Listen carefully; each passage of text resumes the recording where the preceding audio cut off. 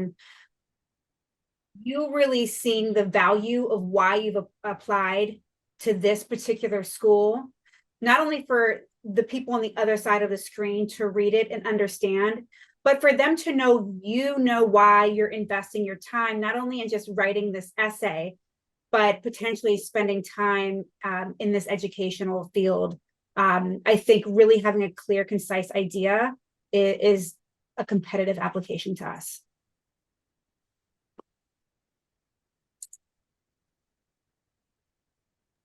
Tom, do you want to go ahead?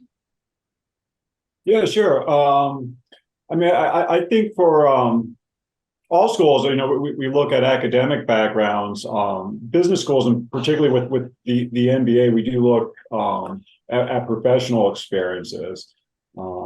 And we basically offer two types of master's level degrees, Masters of Science and the MBA degree.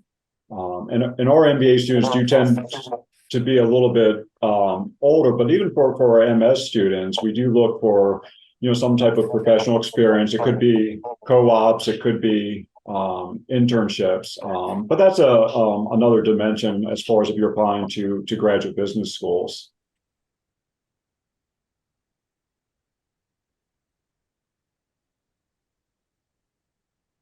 Oh, Elaine, you're on mute. Sorry, I'm trying to, too many things to manage here. Emily Rook-Koepsel, are you wearing your history hat? Sure, why not? I can talk about applications to a history program or a lot of sort of arts and science disciplines, although I think we have a couple of other folks here from that. But for a PhD in area studies or in humanities and social science disciplines, the application should be thoughtful. It should be complete, on time. All of these are important parts. They seem stupidly easy, but they're important. And it should show that you are a good fit with the interests of the department that you're applying to, so that you've thought about how you would fit within the department. So for example, if you're interested in history and you're thinking about applying to a graduate school, and you have a focus in East Asian history, modern East Asia, history of modern East Asia, and you apply to a program that has no faculty members who work on modern East Asia, then you are probably not going to get admitted, even if you are an excellent student, because there's no one there to be a good mentor. So they're looking for students that are a good fit, and also students who have shown intellectual curiosity and good grades, good writing skills, and strong letters of recommendation. Dr. Savan, can you add to that, and with your political science perspective? Yeah, I think Emily covered most of what I was going to say, but from social science, political science perspective, I think for us, the most important thing is a statement of purpose, and there we expect students to show that they're curious. They have a broad question in mind that they want to study as a PhD student. And again, there, if a student has any experience with doing research as an undergrad, to see that they know what they're getting into in a PhD program, any type of signal they can send on that is really is important. And also, as Emily said, the fit is really important, right? Knowing the program strengths and weaknesses and applying to only programs where there is both substantive and methodological fit, right? My department is very quantitative. If you apply to my department and say you want to do qualitative research, that's not going to be as effective as whichever methodology is dominant in the department, right? So I just think about this like a more like the statement or purpose, something that students can reduce uncertainty about whether they will be a good PhD student. Obviously, transcript is, for us, transcript isn't as, the grades aren't as important as the type of classes you take whether that will prepare you for graduate school. Letter of recommendations, preferably from a professor if you're applying for a PhD, not from some internship you did. So that's also important, having a strong and the writing samples. And we do not require GRE, but if you're applying internationally, TOEFL or some kind of English test will be important. When you're looking for a good fit, do you recommend students reach out to faculty from the different departments or the different schools?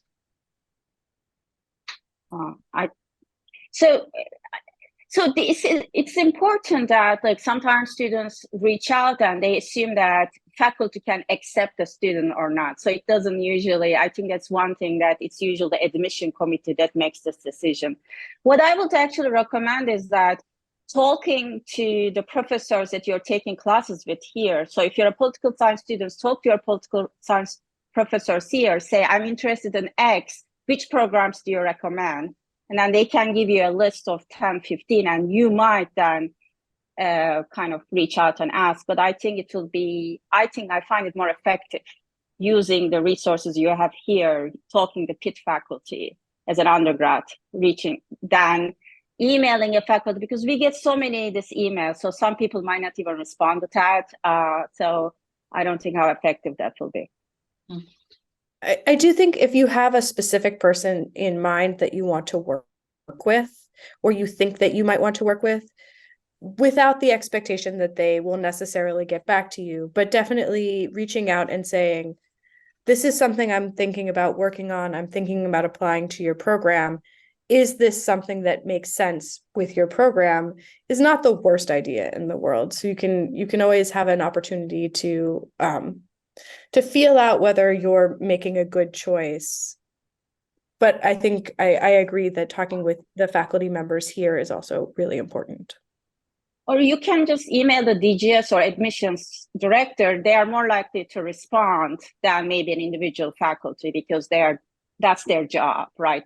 So I think that's another person, and they will know about the program. Right. I was going to say, from the admissions standpoint, we have a variety of channels of ways that we've already got set up to take those inquiries and answer those questions. And oftentimes that's the best place to start. And sometimes you do have those, higher level questions that we can reach out to a faculty and connect and that sort of thing. But I know at our school and many schools do the same thing. There's virtual information sessions as well. That feature information and content that will be really valuable as you're, deciding what's the right fit for you. And Elaine, a couple other things I would mention is, depending on where someone applies to, there might be an admissions interview. We interview for our MBA, MS programs. And sometimes, someone could look really good on paper, and if the interview goes badly, that could sway a decision, or it could be the opposite. It could be someone who looks, I'm not sure this person's going to be admitted just, based on what was submitted in their application.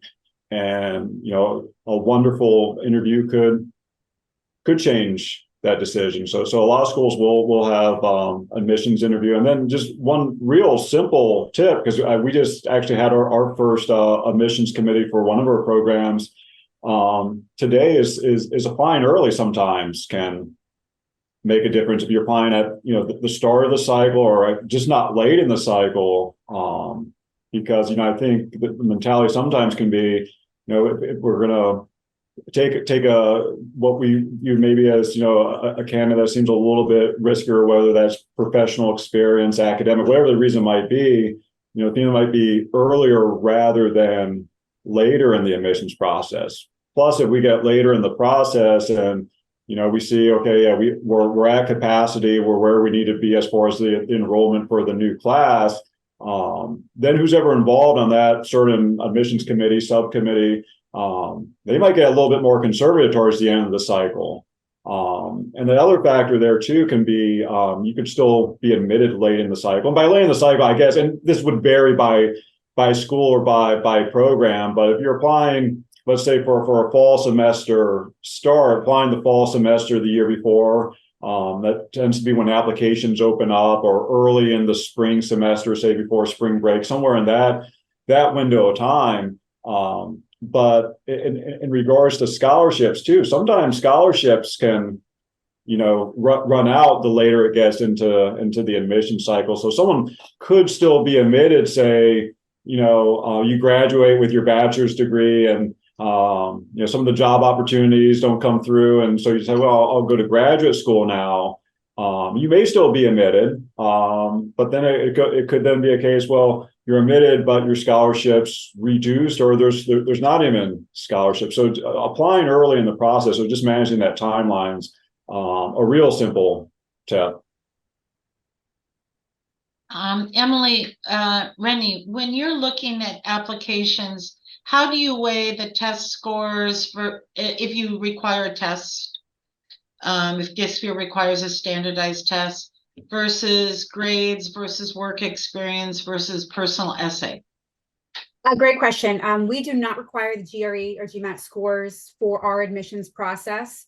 And so we're looking at transcripts, and it's not always the GPA that you finished with. It may be a pattern. If you grew out of somewhere that was a struggle and we see a real solid growth pattern, or if there are certain kind of classes that we can clearly see where your skill set or your interest level, and that mirrors what kind of program you're looking into, that can help. There's not one specific type of GPA or experience we're looking for.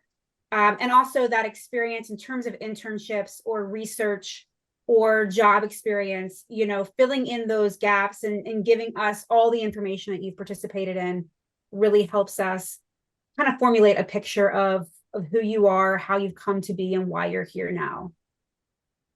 Do you suggest acknowledging if a student had a rough semester, acknowledging that rough patch and putting a reason, or just acknowledging it and demonstrate?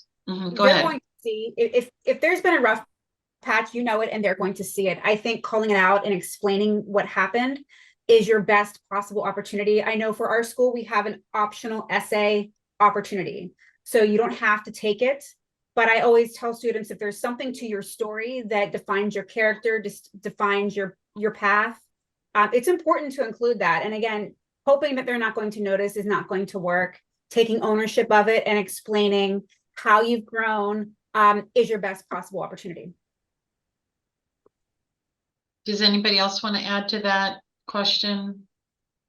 Yeah, I think that that's important. I mean, especially since we've all lived through kind of a generational defining moment, and not everyone managed as easily as others. If you had a bad semester because COVID, you transitioned to online, or because you had a family loss or something that can be said, like, this is not what I'm about, it's important to call it out, because people will notice and look at it, and it will certainly be part of your GPA no matter what you do. So it's worth, and another thing that it's useful to point out in those spaces is, for example, if you started out on one career path and then shifted to another that fit better with your interests and skills and personality, you may have a lower GPA than someone else, but after you transitioned, you might be doing better. So making sure that you call out,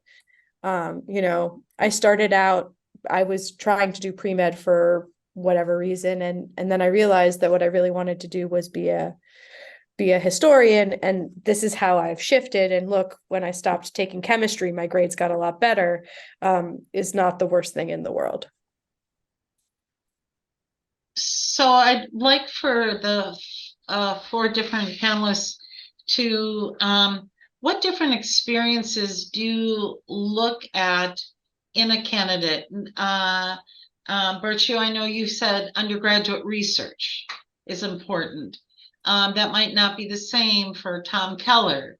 So Emily, Renne, can you start with what kind of experiences do you look for as if an undergraduate, from an undergraduate experience? So we're the School of Public and International Affairs. It's about public service, getting involved and wanting to help others. So something that I look for that's related and in that lane is if you're coming out of an undergraduate, of course, you don't have years and years of experience working like someone that may have been out of school for a few years does. So what have you done in that space? Could it be clubs or organizations that you've been involved with on campus? Could it be an organization that you're passionate about that you've been involved with? Those are big deals, and those are things that you shouldn't just leave off of your resume if it's been something that's been part of your path. So I do look for those experiences, and it could be an internship as well as I volunteer here or I've made this kind of progress in a group that I'm part of. Those experiences make a big deal for us. And what about research for a professional school such as GSPIA? I think absolutely lining out the research that you've completed and where it's taken you, and also what you're also curious about pursuing additionally. So if there's a connect between the research that you're documenting perhaps on your resume and then the essay that you're talking about, if you see that logical connection and the student can really fuse those things together, it really tells their story in a nice way. Tom? Yeah, similar, I think, kind of, maybe on the theme of this panel, if you have international experiences, you studied abroad, foreign languages that you studied, those would be good to include on your resume.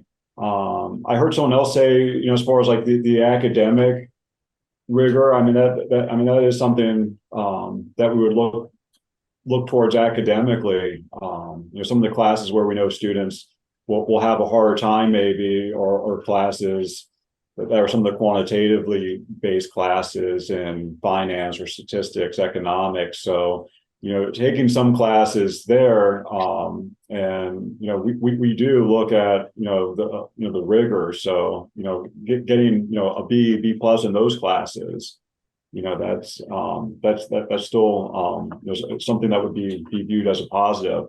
And then work experience. If you're applying straight from undergrad, maybe you don't have like post-bachelor's work experience. And we don't require it, by the way, for like our MS programs. Most of our students are coming straight from or recently from completing their bachelor's degree. But that said, when we have applications that underneath like the professional category of their application or on their resume don't have any internship or co-op or some part-time work, that would look, maybe below average compared to most of our applicants. So putting in any type of experience that you have, but like doing a co-op, an internship, study abroad, I think those are some of the best experiences you could get on the co-curricular side during your undergraduate degree, for sure.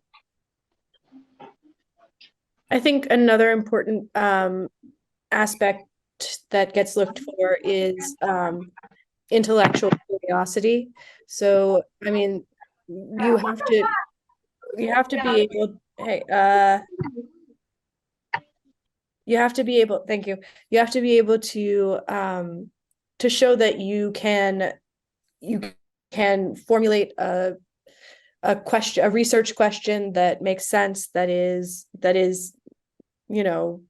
lookable, that has some kind of dynamic structure, and discuss that. So that's an important part too, if you're applying for programs. So if I may add one thing, so for students who are listening to this and they if you feel overwhelmed about whether you have done everything, one way actually you can you can ask for help.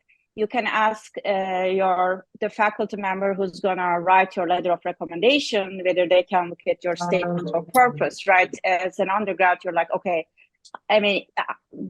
this is something, especially if somebody's gonna write you a strong letter, I tend to read my undergraduate's statement of purposes if I think the student's really strong. So I think you shouldn't also shy away from reaching out and asking for help from advisors, from your professors, and because this might look overwhelming, whether you have done everything. With the research experience, it doesn't have to be, you might have worked in a lab in chemistry or some work for another field. So for me, like when I say research experience is important, it doesn't have to be with a political science professor. It's about whether you know what this doing research is all about.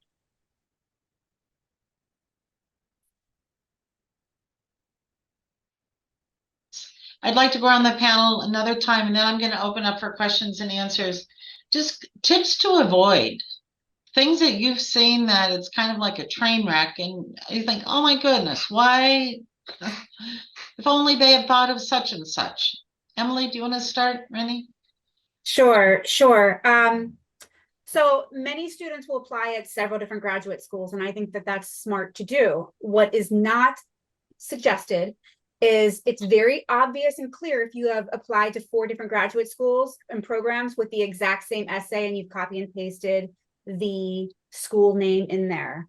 Crash and burn is when you can still see the other names in there and they forgot to remove them.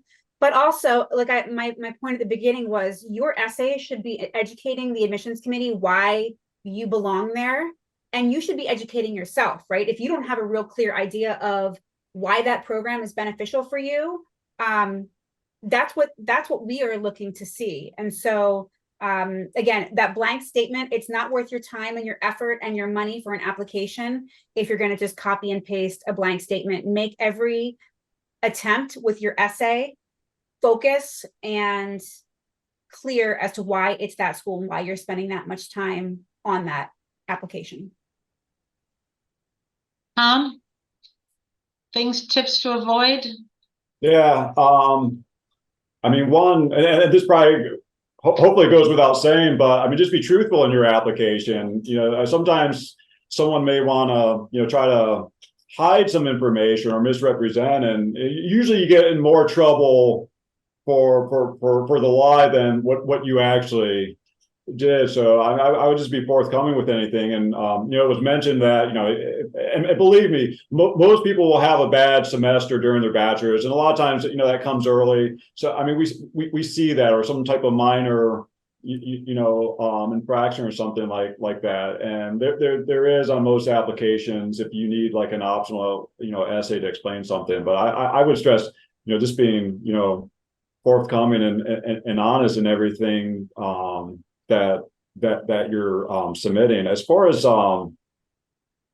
other common mistakes, and I guess it's kind of like it goes to the interview, but also maybe to essay questions, where I mean, if it is an essay that asks some specific questions, or if you have an admissions interview, you know, just being sure to answer the question that you're asked, you know, not using that template essay, you know, answering the questions that each school are asking in their essay, or if there's an admissions interview, make sure you're giving answers to the questions. And I think a lot of people that work in admissions would say they can kind of tell if someone is just kind of like throwing together an application at the last minute with just, you know, mistakes in it, or you're submitting it late, or you get to the interview and you don't have any questions, or it's kind of clear that you haven't really researched the school. So those would be a couple more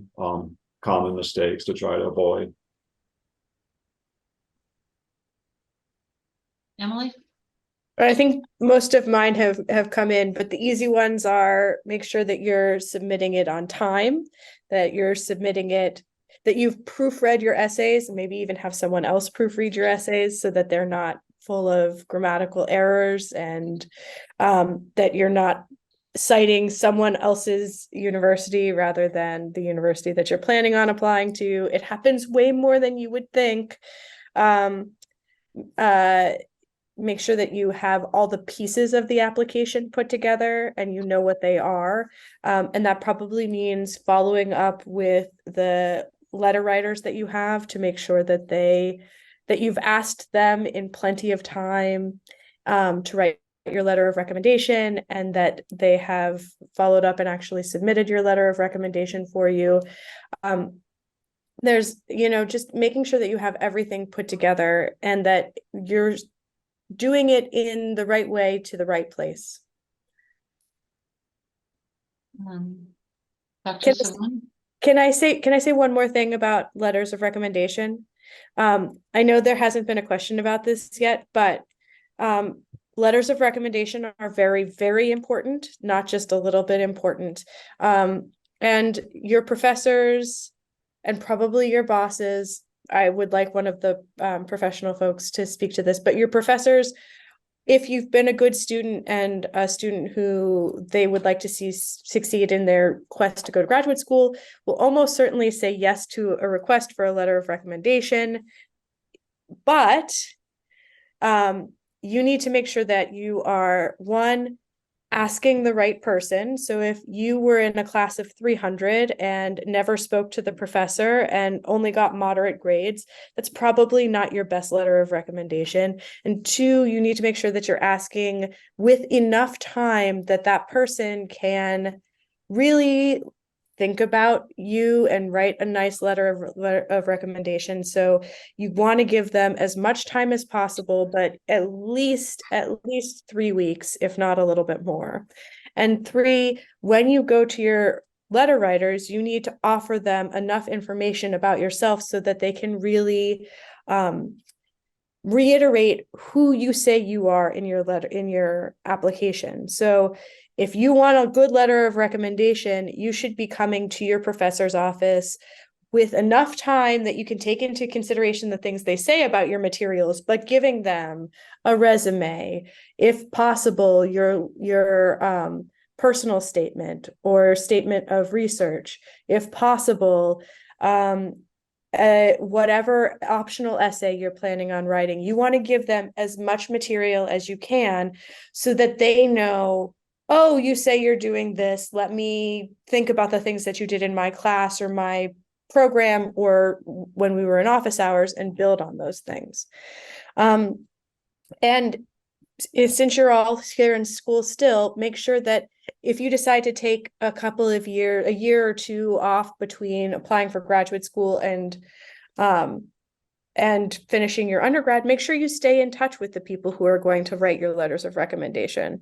They meet new students every year, and so knowing who you are is a really important part of getting a really good letter of recommendation.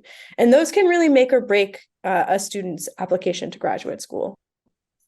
So I would add to that I would also offer the person writing the letter of recommendation a transcript as well. Transcript, So yes. they can verify the grades that you've taken for their classes as well as other classes. Emily, when you say about stay in touch with faculty if you've been away from the university, how best do you recommend doing that? So and I feel bad because there's some faculty here. So if this happens to you and it was one of my students, don't blame them. I usually tell students when they're getting ready to go, if they know they're going to be applying in a year or two, to say, hey, look, I'm going to be applying in a year or two. If you would consider writing me a letter of recommendation and sort of tucking it away so that they can do it when they kind of have you in their mind. I do recommend that that's a good option. I also suggest to students that they go ahead and put in their little calendars, their digital calendars, once every, 4 or 5 months on a Tuesday at 3:00, send an email to my letters of recommenders, saying, this is who I am. I was thinking about this thing that we talked about in class. This is what I'm doing now. I'm really, I appreciated, this. And next time I'm in Pittsburgh, I'd love to come over to your office during your office hours and chat about how my life is going. Most professors will be happy to get that kind of email. It doesn't really require much from them, but it means that when you ask in 2 years, oh, hey, it's not as if this is coming out of the blue from someone who they barely remember. Thank you. Do you want to add to that, Dr. Savan?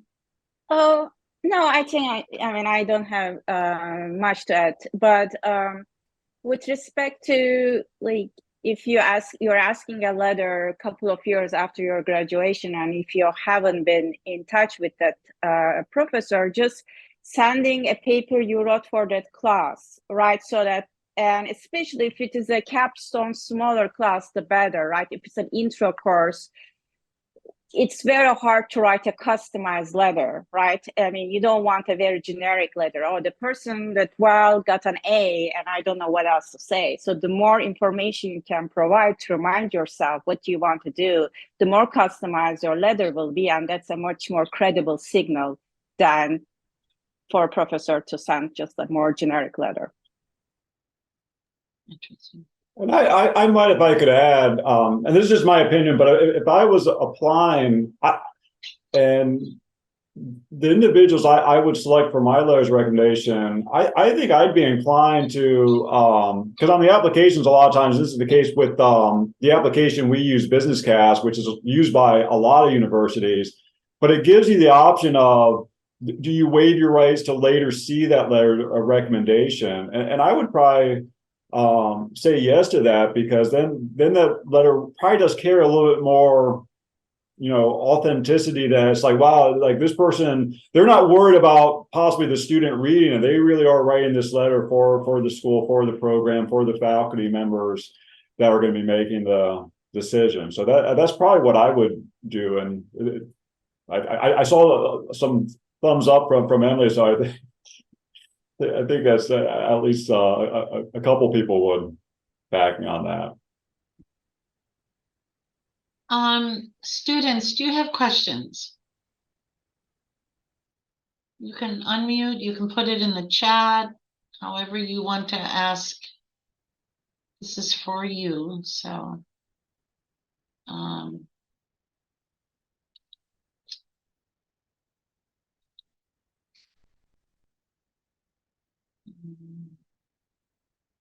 We were talking about the time frame. So Emily, Renne, when GSPIA GSPIA, as it follows kind of like with the MBA program, you start in the fall applying. Like what's your cycle for GSPIA? So right now you can be applying domestic students. We're accepting applications for fall of 2024. Okay. The deadlines in terms of scholarships are the most focused deadlines that I would say, and that's, if you're applying for fall, February 1st for a domestic student is certainly the date you want to look at. And like Tom said, if you're getting in at the beginning of a cycle, that is going to be valuable to you, as opposed to everybody sending in their application in the last days of January. International students, it's January 15th for a fall start. So those are deadlines that, again, are important to know, especially if scholarships are important to you, but getting a timely response from your admissions team. So I have a question. Any advice on applying to programs that aren't directly related to your undergraduate major? Something that's important to GSPIA is having a really diverse student body. And so sometimes we're looking for a student that's got a different background, if they can fuse it together with why they're applying now. So it could be a completely different, could be engineering, and now they're looking to solve problems in the energy crisis and they want to do X, Y, and Z. Or it could be someone that studied psychology, and the more they thought about, what they learned in that field, they really want to transfer skills and do something else. So it's not always bad. If you can tie it in and make sense of it, I think that really rounds out and gives us a nice diversity when we look at a cohort that we're pulling together. Anybody else want to add to that? Well, in case anyone's thinking about applying to graduate business programs, most don't require that you have an undergraduate degree in business or prerequisite classes.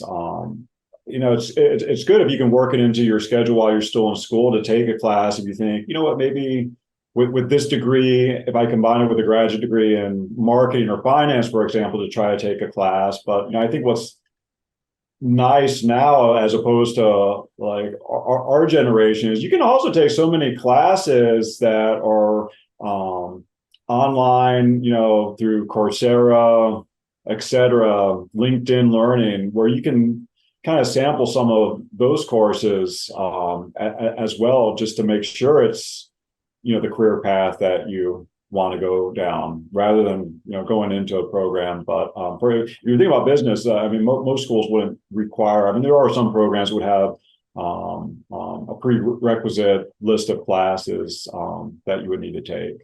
I think going back to the last question, as far as the timeline, one other thing I'd mention is, and we have a similar deadline, it sounds like, to GSPIA, but a lot of schools will have like different deadlines, but maybe like one of many, but that one is a very big key deadline linked to scholarships or linked to if someone's applying as an international student.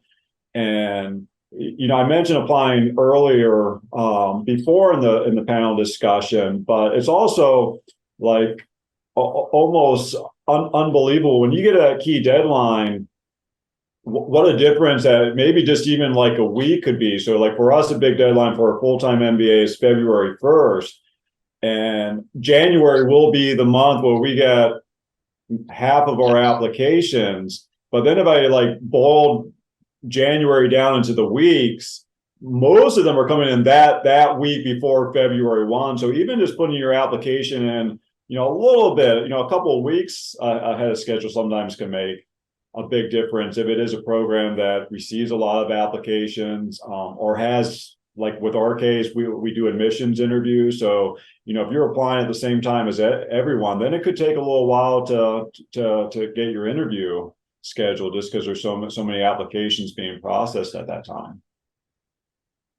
So if I may, because there's a little difference with the professional schools, and I think the arts and sciences, at least, like we have one deadline, early January, that applies to everyone, domestic, international, and we admit all students with full scholarship for 5 years for PhD program. You don't pay, so there's no difference. Like we admit 8 to 10 students.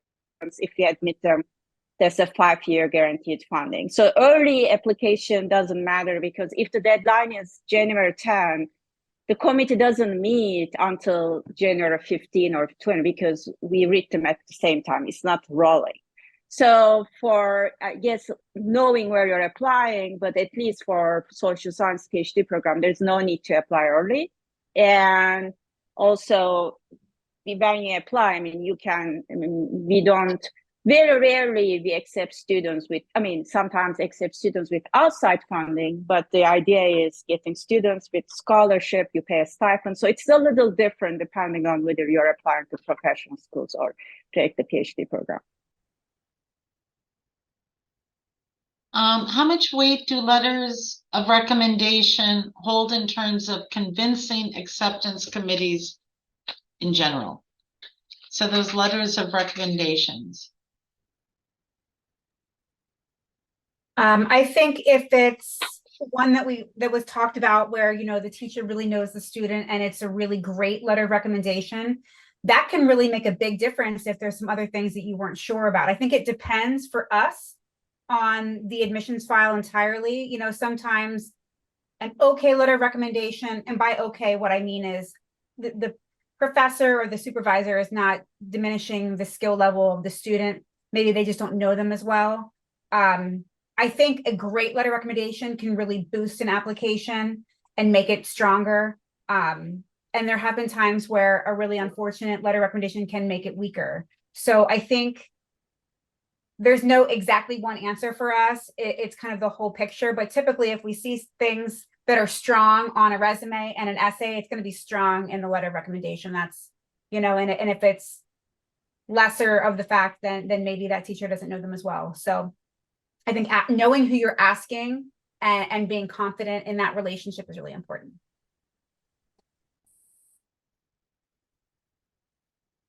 I tend to think they're important. I think you only get a couple of pieces of information to plead your case with people.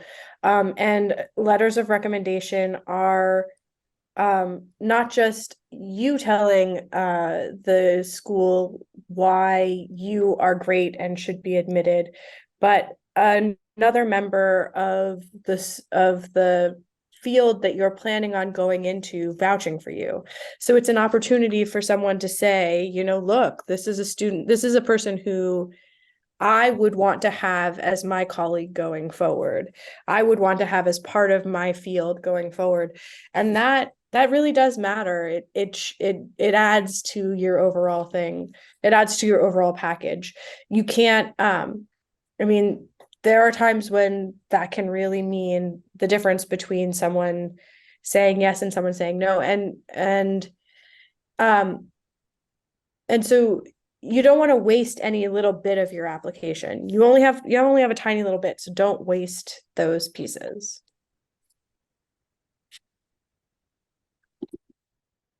Other questions? Or panelists, if you feel that something that hasn't been brought up.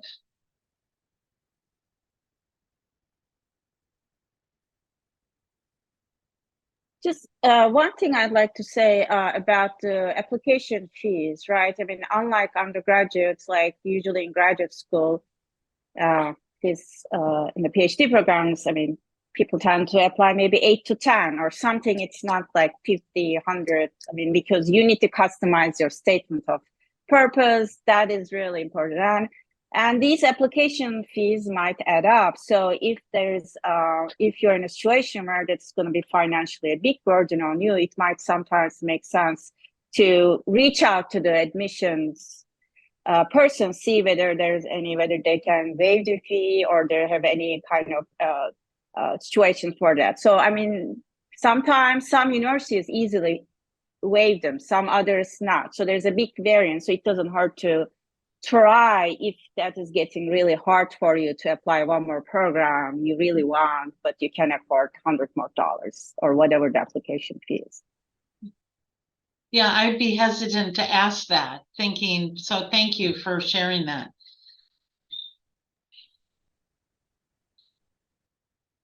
Thank you, Emily. Thank you. Any other questions? Can I have a final Yeah, one? please. I hate to not continue to talk. I think one thing that it's important to note is that especially when you're putting together your personal statement or letter of purpose or statement of purpose, this is not, sometimes students get confused and see personal statement, which is the language on a lot of applications, and think that this is an opportunity for them to sort of talk about themselves. And this is not actually what that piece of information is for, especially going into arts and science disciplines towards a PhD. That is an opportunity for you to propose research, to formulate a research question that you are arguing you are interested in pursuing, and move and sort of think about how that fits with a larger research project. So make sure that you're not using that as a like, I grew up in Tennessee and blah blah. That's not what that's for. And then the other thing that I like to tell my students there is, you can propose a topic for research and you are not required to actually follow up on that. If you come in and you take classes and then your interest is moved in a slightly different way, or you have a different set of research prompts that move towards your thesis, you are not tied to what you wrote in your application. It's really an opportunity for you to show that you know how to think about putting together a research question. So don't get flummoxed and feel like you can't move forward because you're not 100% sure that this is what you want to follow up on for the rest of your lives. But do make sure that it is about your plans for research. Thank you. Yeah, I think that's a very, very important part. Yeah, I mean, when we get statement of purpose saying, oh, I always love politics, I read newspapers, that's not what you're looking for. Also, I mean, you ask a question, but you can also talk about how you prepared yourself for this, right? This is when you can tell me, well, I took these classes. That's how they come together to prepare me. So you can actually frame your preparation for the statement of purpose something that the pattern I might not see in your transcript, right?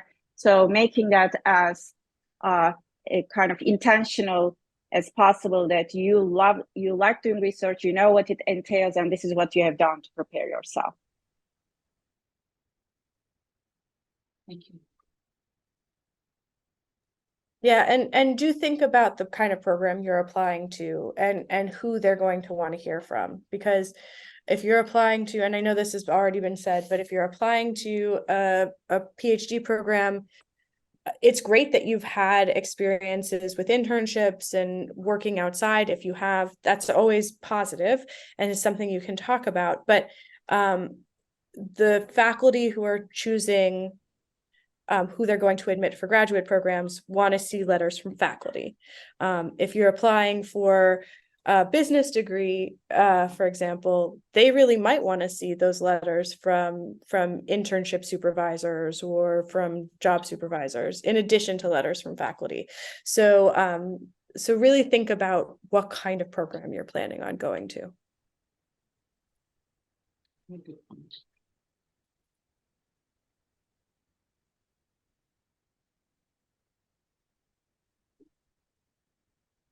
Well, I want to thank the panelists. This will be, this was very informative, I'm sure, for our students. It is for me as an advisor. And we will be able to have this as part of our career toolkit portfolio for students to be able to watch in a future time. So thank you for your time. Tom and Emily and Dr. Savan, we appreciate it. Students, hopefully you benefited from this as well. And good luck with your applications. We're here to help you and to support you. Thank you. Bye. Thank you. Bye-bye.